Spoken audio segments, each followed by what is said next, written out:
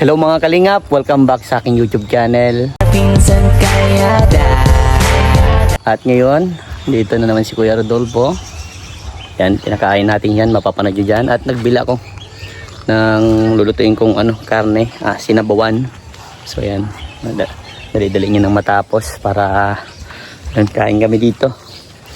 So ayan, maraming salamat po sa lahat na makakapanood ng vlog na to. At huwag niyo pong kalimutan na i-subscribe po ang aking YouTube channel, Vincent Calyada. So tara, magluto tayo. Ayan, good morning mga kalingap. Nandito na rin ulit si Kuya Rodolfo. Ayan, pinakain muna natin. Kain siya. Silising niya saan ko magkain siya. Eh, okay pa naman yung pansit po at nilagay natin sa rep. Ininit ko na lang. Sayang naman po. Para kumain muna siya ng umagahan.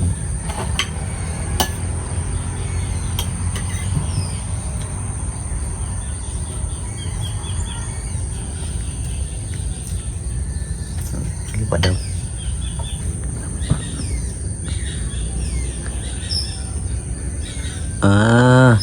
Yung dinala daw niya po lima daw po naghati-hati. Grabe.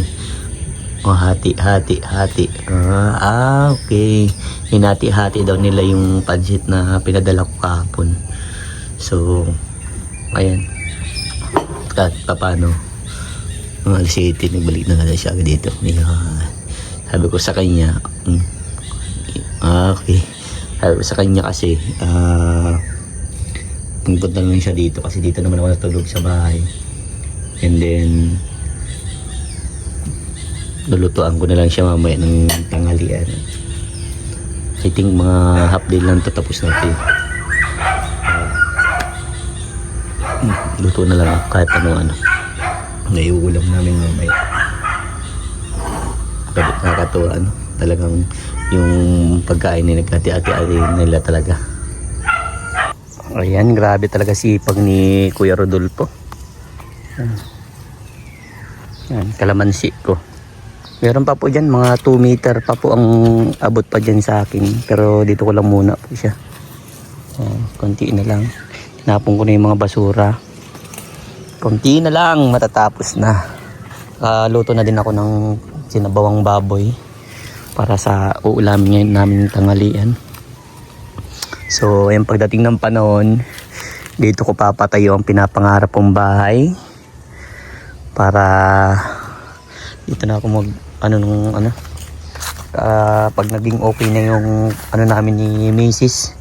Eh, si Mrs. po ay nagagamot po ngayon. Kaya hindi pa siya pwedeng magbuntis. Yun po ang problema namin. Kaya hindi pa siya bawal pa sabi ng doktor.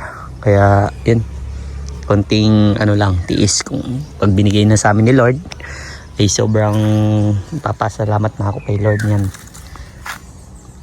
diba? Kaya sunod, pinturahan. Medyo kumakalawang na, kailangan na pala ito mapinturahan itong aking bubong kasi kinakalawang na. Napakasipag ni Kuya Rodolfo. Ang bala ko dito kasi po, mga kalingap, kapag nakapagawa ako dito ng bahay muna bago bakod. Kasi pag nagbakod mauubos yung pera sa bakod. Kaya bahay muna ang pinapangarap ko dito.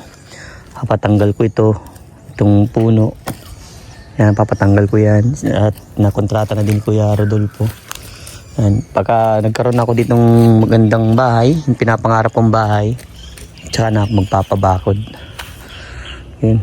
Pinapangarap ko din dito yung magandang bahay ba. Yung nangarap ka na din, ibuhos mo na yung pangarap mo. Kailangan ko lang talaga dito mag-ipon para sa pinapangarap kong bahay. Yan. Yan, kukunin natin trabador si Kuya Rodolfo kasi napakasipag niya at marunong din siya. Marami siyang skills na alam mga grabe ang kahoy ano kaya to. Tapos na dito. Yan, malinis to dyan sa harapan. Malinis din ako sa loob. Yan. Maganda po dito kasi hindi siya masyado mainit kasi may maraming mga puno. Kaya yun. Tingnan niyo po yung pusa ko. Siging pagkalaman si Kuya Rodolfo. Kikipaglato pambira talaga si Musang. Kulit. Mana sa amo. Kulit-kulit. Yan para sa pala. Yan nagpapalinis ako kasi pauwi na yung aking asawa. Pero lagi ko naman po ito pinapalinisan. Gusto ko maganda pa rin kasi tag-init na. Mas lalong mahirap nang bunutin itong mga halaman pag tag-init ng masyado. Kaya habang malambot pa yung ng lupa, madali lang yan. Kaya maya kakain na kami at alas 11 na din po. 10:38. Ayan. Ito na po yung sinabaw, no? Tapos na yung makain na kami ni paring Rodolfo. Ode, tara na! Makain! Kailangan natin lapitan siya. Kasi hindi tayo niya maririnig. Para makakain na.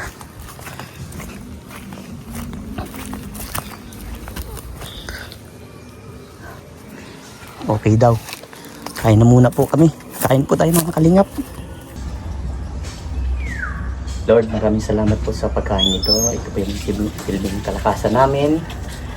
Tingatan niyo po ang mga bawat pamilya namin. Okay. Kasama na din po ang makakaroon ng vlog na to. Ingatan niyo po sila. In Jesus' name we pray. Amen.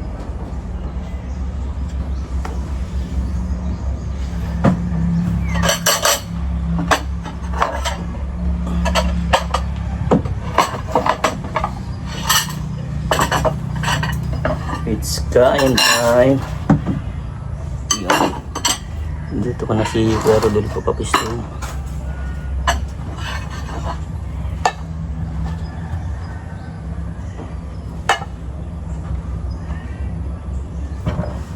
Niyaya ko na din yung aking kapag-anak. Padi, tara!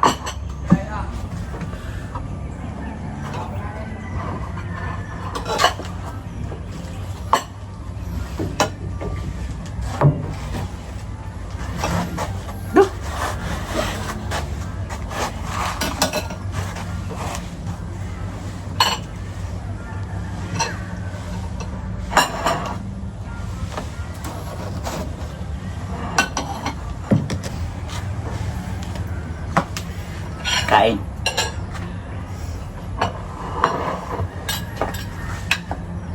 Tara pati!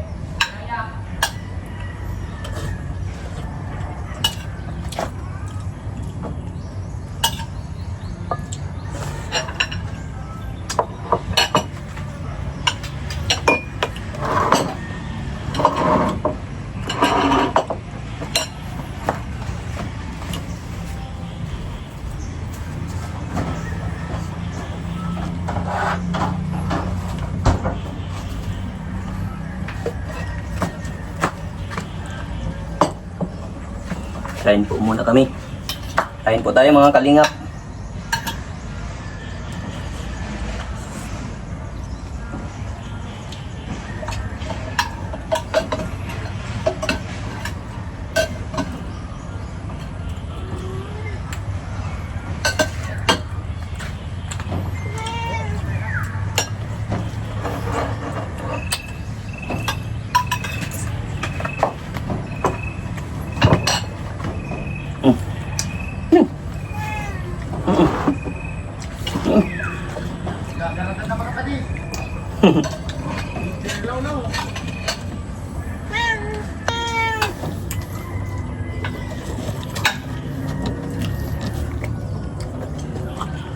Ipot yan yung mading araw? Grabe, kagabi. Ayan, pinapamerienda ko muna siya ng Sabi ko kainin niya na lahat yan. So ayan, tapos na ang aking yun, malinis na.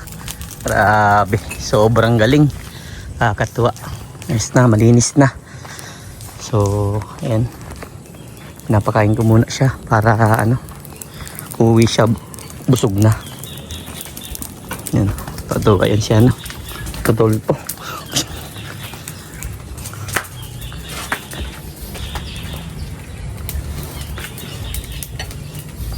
Yan, sabi ko pababunggal ko sa kanya pag nakaipon ako ng pera. Yan, 3 puno ng nyug. Putol na. Kain ko lang. Damihan mo, ubus mo na ito. Ubus mo. Ubusin na. Kaya. Yun, sige. Kain ka lang. Hawa man.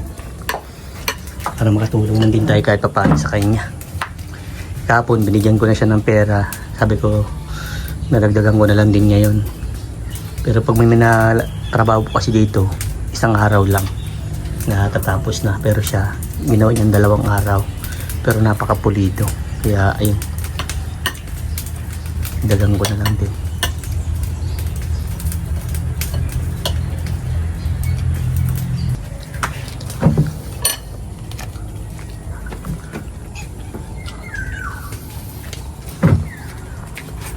Bonus yan, bonus. Kaya dinagdagan ko bonus. Ayan, galing.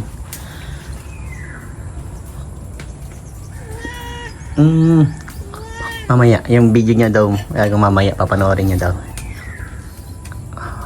Kaya, kain ka lang dyan. Kainin ko na din sa mga alaga kong pusa.